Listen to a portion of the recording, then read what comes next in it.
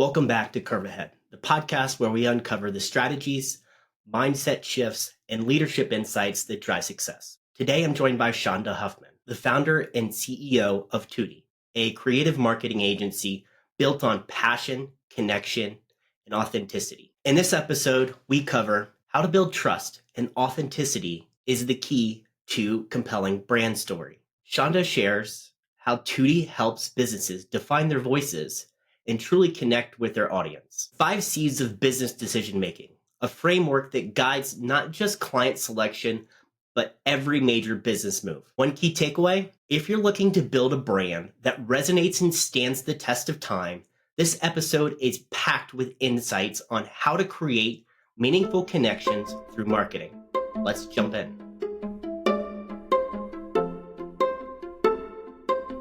Shawnda, do you mind introducing yourself? Hi there. Thanks for having me, Brian. My name is Shawnda Huffman. I'm the CEO and founder of Tuuti Marketing Agency. We are located downtown Boise, Idaho. We've been in business. We're going into our 3rd year, so we're fairly new, but small but mighty, and we're just doing our thing. What is the inspiration behind starting Tuuti?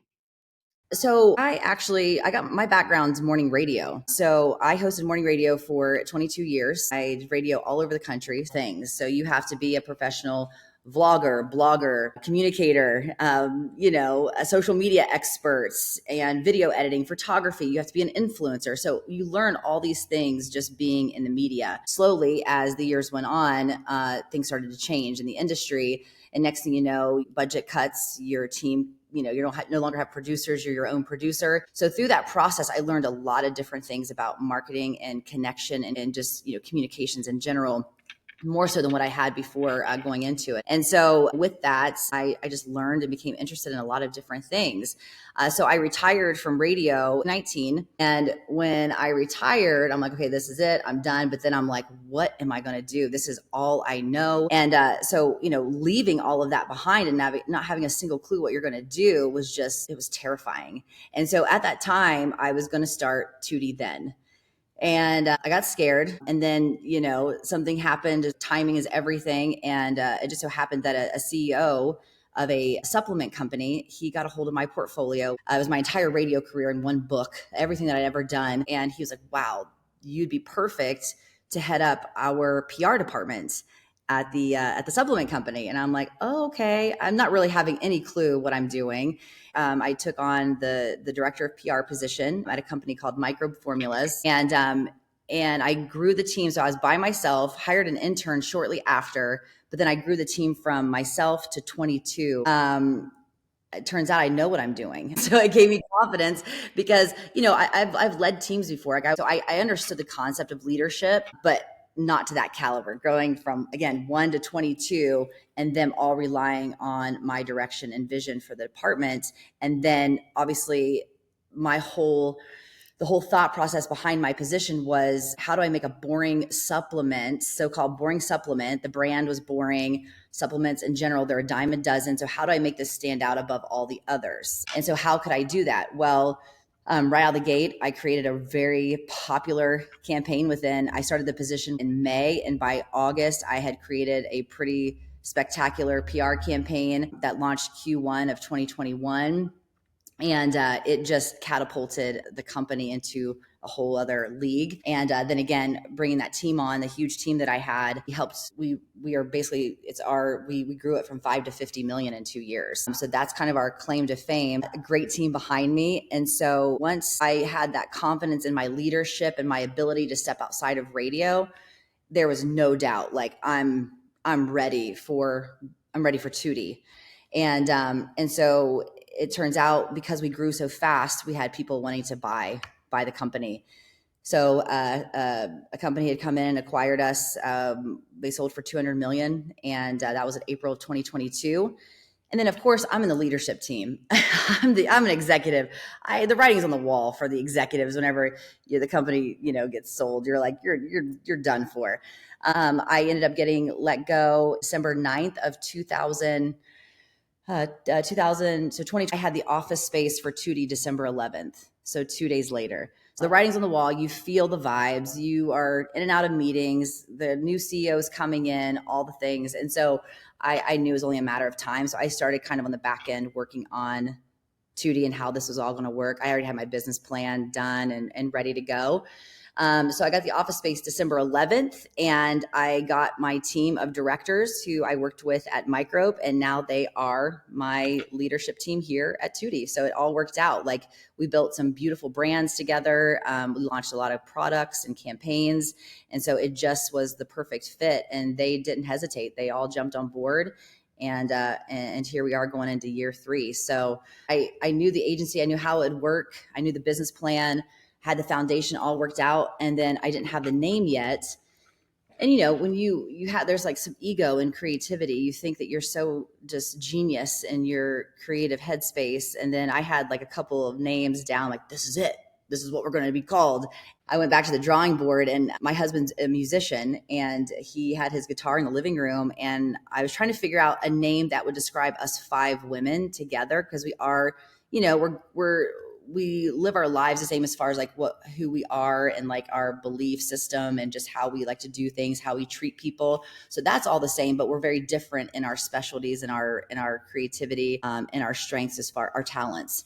And so I wanted a name to kind of identify the 5 of us.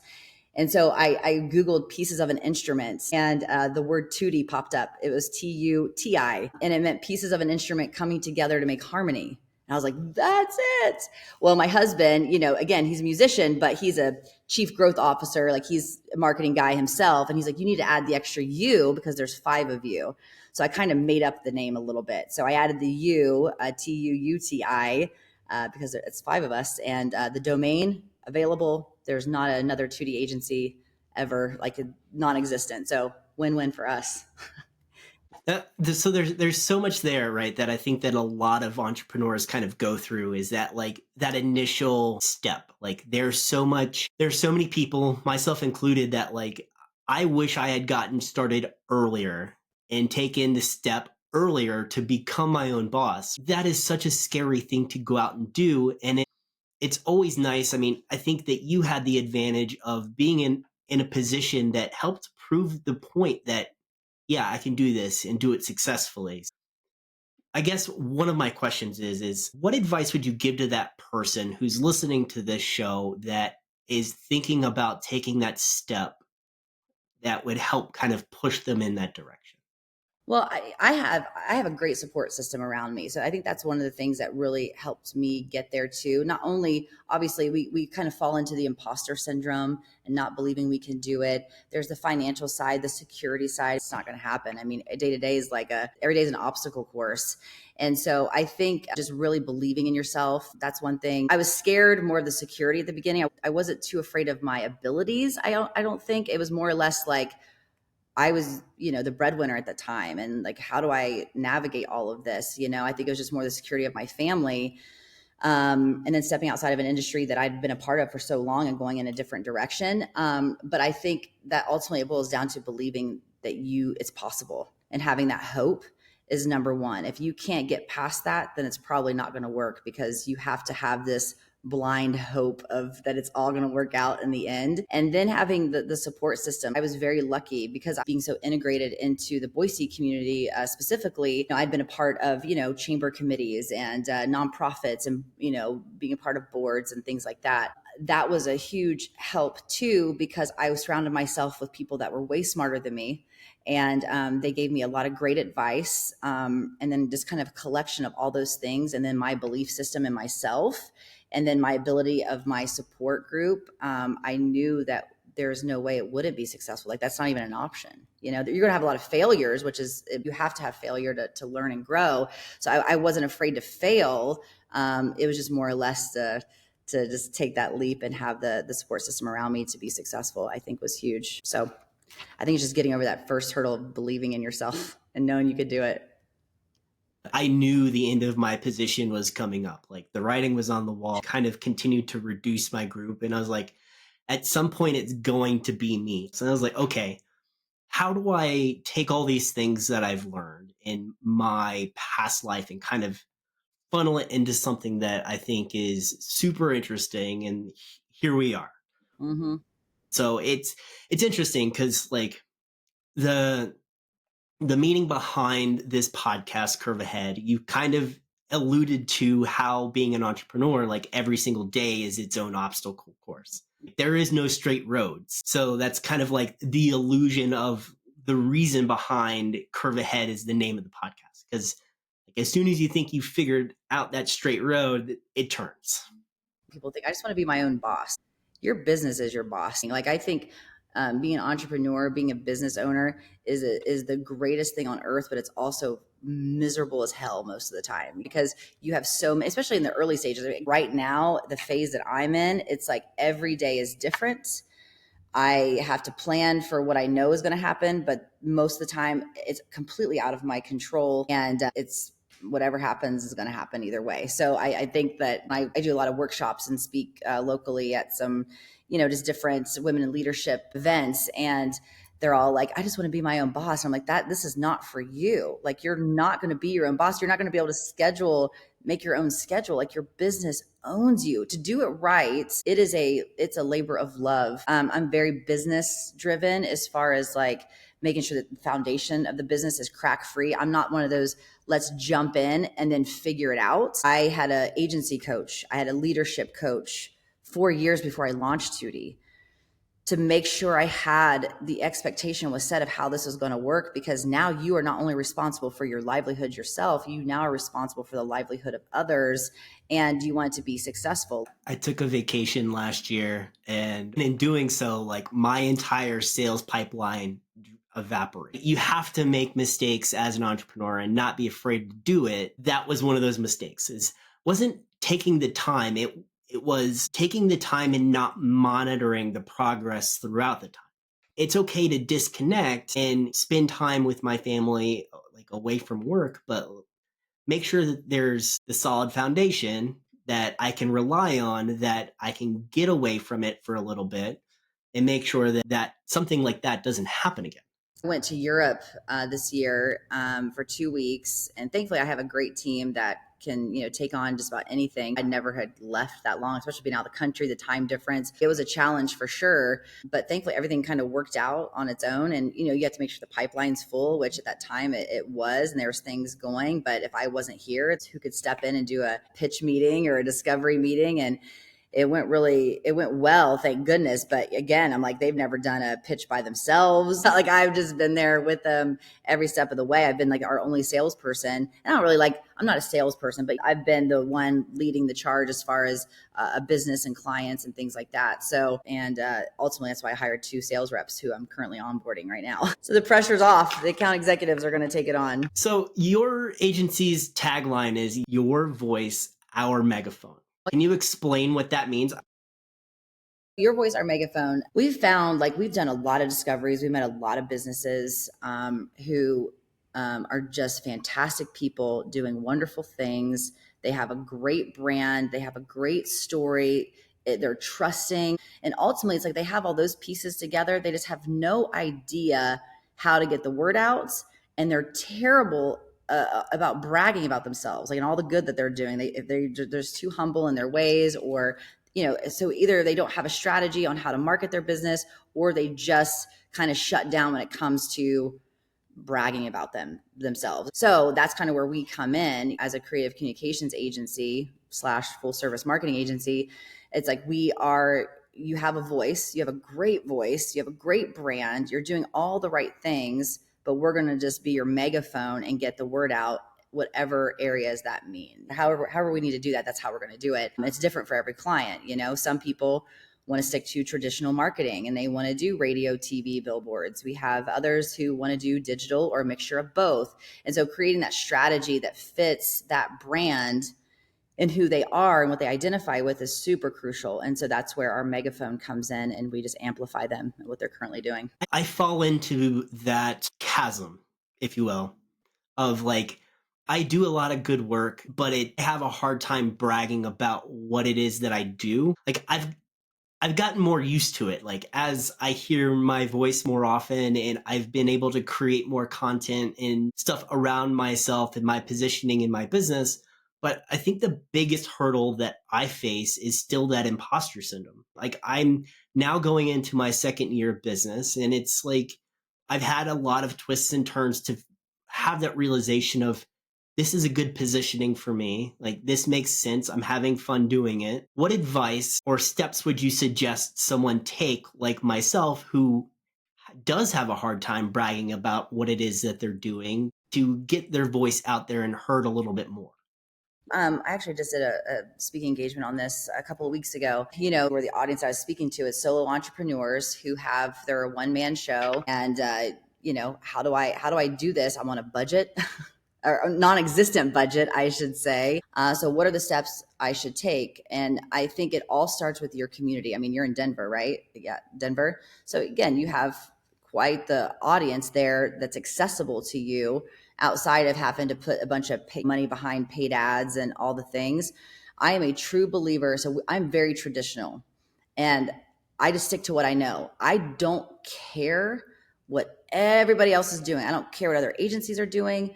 I don't care how their processes work.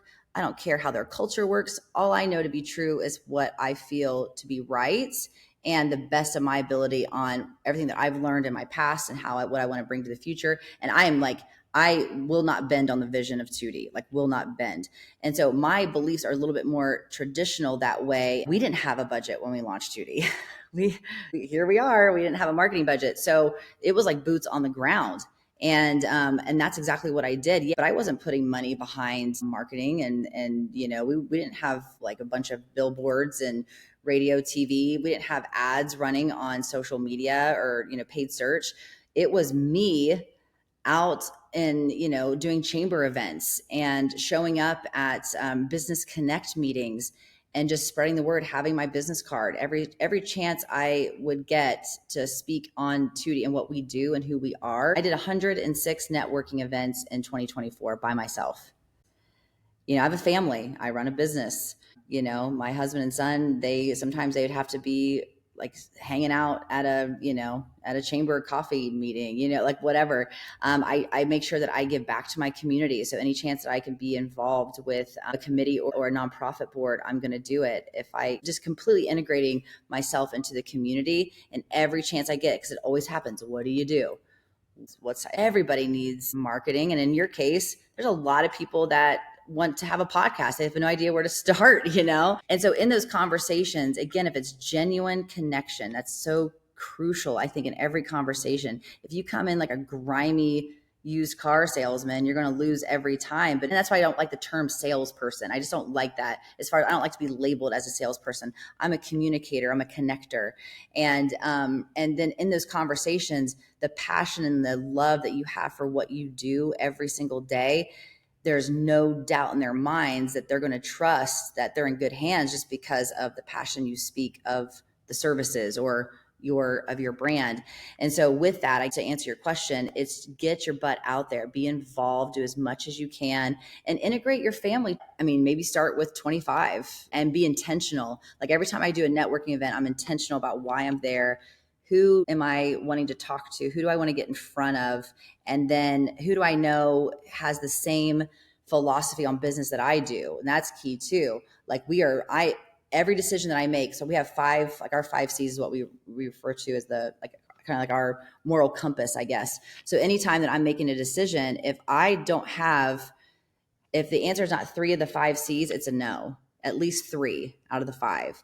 And so even that comes with clients too. If I'm talking to potential clients, if we're not aligned on how we like to do business, we're a partnership. It's not like the client agency and they get to talk to us like crap and treat us poorly. It's like we're a partnership. We're in this together. And if we're not aligned that way, then I don't want to work with anybody like that. So I think it gives you that type of connection too with potential clients because you're face to face. You're not over email or social media. You actually get to see the person and connect with them right away. And boy, that changes the sales cycle, doesn't it? I mean, you'll go from 56 days to maybe a couple weeks, which is huge improvement. You had mentioned your 5 C's. Do you mind getting into that? And I think it's good to have kind of clear boundaries do you mind like elaborating on what those 5 C's are?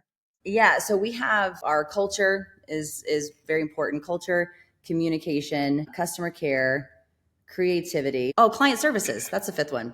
One of the most important ones. So yeah, anytime I'm making a decision, I touch on those 5 points. So if somebody asks to sponsor a lot of things in the community, whether, they need money or they need, services or a basket or whatever, if that organization or event doesn't fit us in those 5 C's, we're not going to do it.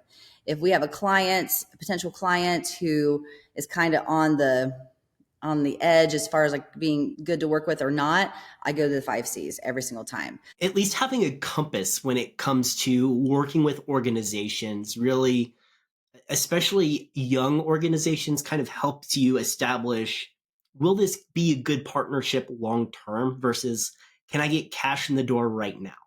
Right. Exactly. If you get in that headspace that you just want cash, and now, I mean, obviously cash flow is key. We all know that, like it's everything, but not how much is it worth it as far as like, is it going to be a culture killer, a team killer? The client's not going to be happy because again, it's like a no-win situation. And then that brings down your retention rate. Like I'm proud of we have 100% retention rate. And I am like so proud of that because we have been so careful about who we choose to work with. I've learned a lot. Year one was definitely a lot of ups and downs there, just kind of figuring out what we're going to do. But yeah, that has been key for me, is using our 5 C's to make all the decisions. Because we make a lot of, I have decision. I think whenever we are in constant decision mode and having to think quick, which I'm pretty decisive, I don't second guess myself. But to have a compass on top of that just really helps in that regard. I think that's one of the key core attributes of being a successful entrepreneur is being able to be decisive and having a moral compass help guide you through that decision process, right? Because you're right. Like as a startup owner or founder, you have to make decisions every single day. Okay, how do I know that this is the right thing for me or my organization? And having that compass really helps kind of, okay, yeah, this sounds good. Let's pursue it. Okay. So let's move on to a different topic. Can you teach me some about the core pillars for creating a compelling brand story? Oh, that's a good question. Well, I think, as I mentioned earlier, it all starts with the trust factor. Trust is so important. So whether it's going to be you as a person or your brand, it goes down because like whenever we bring in a client or a potential client, we do a full brand audit. So when we go and we do a brand audit, like what does their website look like? What's the functionality? What's the customer journey? What does this brand look like? What's the brand guide, the voice guide? What do they stand for? We do a complete breakdown of all those things. If your business is not marketable, we're not going to market you. We're not going to say, okay, yeah, sure. We'll just throw some money on it. It's not going to work. It's not going to work. So every single time we bring on a potential client, that's the first step. And then we'll make suggestions like, here's what we can do to help you get there. If you are not willing to make these changes, we will refer you to somebody else. But if they're on board and they're like, okay, yes, we'll do a rebrand, we'll do a refresh, we'll do our voice guide. Boom, let's go. So every time that we do that, the key points again are building a brand that you trust and the person behind it, right? So authenticity is probably the most crucial piece. That'd be number one as far as pillars go. It should be genuine and true to the brand. Your clear purpose, I think, is huge. It needs to, why it exists, what problems the business is solving. Like you mentioned, Brian, like podcasts, like it just kind of fell in your lap. Like people need it. Like I know a lot of people just that have like in conversations, like they want to start a podcast, but how do I do it? There's a lot of steps, this. And then I think like, you think about your brand story or your brand, there's, or even kind of a movie or anything that you do, there's characters and there's relatable characters. And I think where people get tripped up is like, it doesn't need to be this elaborate, face. It could be your brand, could be the character. It could be your clients. It could be your team. It could be the founder of the brand. It all just determine on what that voice looks like, but having those relatable characters in place are huge. And then I think the emotional connection, we're human beings. And I think connecting on an emotional level is so crucial because you always remember that feeling, right? You ever remember like what somebody said, you remember how they made you feel. I think that goes into place with brands too. How do you feel when you're connected to it? How do you feel when you read about it? When you feel, touch, try it. Emotion is everything. And then, I think the fifth thing that we would look at is the call to action. What are you offering? What's the next steps in this experience? What does that look like? And it's It's a challenge to start something from scratch and figure out if you're even on the right path and test it and test something else and test the next thing and just see if you're going to the right direction. And being a solopreneur, it's quite lonely. Brian, it's lonely with a team too. Just it doesn't change. This is like the loneliest position. No, you're exactly right. It is such a lonely spot to be in for sure. You may be able to, like, we can relate on that fact that we have to make 1,000 decisions in a day, right? Ultimately, it's us, like, it's on us to ensure that we're making the right decision for us and the rest of our organization.